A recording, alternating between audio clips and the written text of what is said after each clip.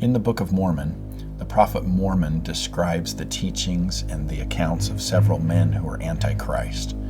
He's very deliberate in pointing out their names as well as their philosophies that they were advocating and how those philosophies were an attempt to destroy the truth. Opposing voices. Antichrists arise, preaching enticing doctrines and philosophies in direct opposition to the true gospel of Christ and the principles of liberty upon which the freedom of the people depend. In our day, Latter-day Prophets have also warned us against the deceptive logic of Antichrist. President Ezra Taft Benson specifically mentioned 5 men whose ideas are very deceptive and intended to thwart the work of God. He mentions Charles Darwin, Sigmund Freud, Karl Marx, John Keynes, and John Dewey.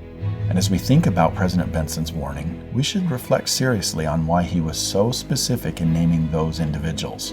I believe that he named them because their ideas are so dangerous and also because they are so prevalent. As I teach students at the university, at BYU in particular, it's remarkable as we discuss philosophies of men, and those are undergirded in many cases by Marx and Darwin and Freud, who influenced those more modern theories.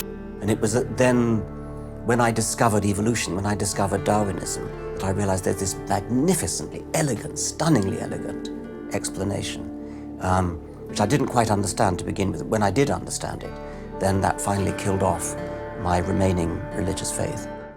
And when you look at the prophet Mormon in the Book of Mormon, why was he inspired to specifically mention and warn against the teachings of men like Sherem or Nehor or Korihor?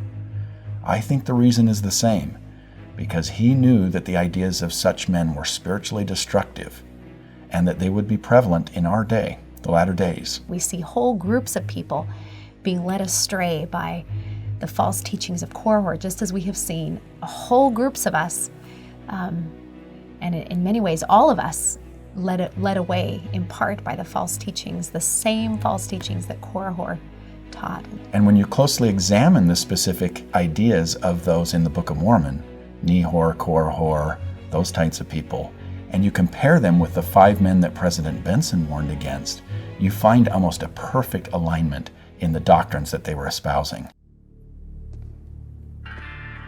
No gods, no life after death, no ultimate foundation for ethics, no ultimate meaning in life, and no human free will are all deeply connected to an evolutionary perspective.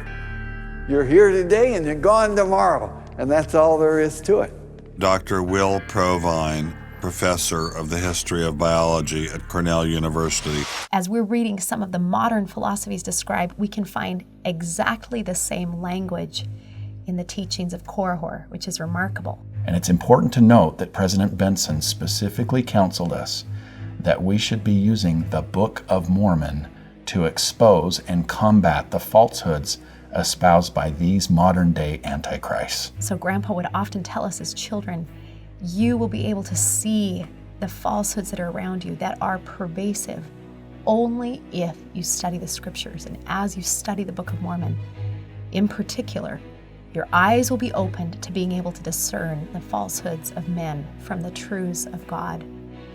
There's no other standard that we could use better in our day. There is a spiritual battle that is raging, and it always has raged from the beginning of time. And what a gift to have the Book of Mormon to help us guard against those false teachings.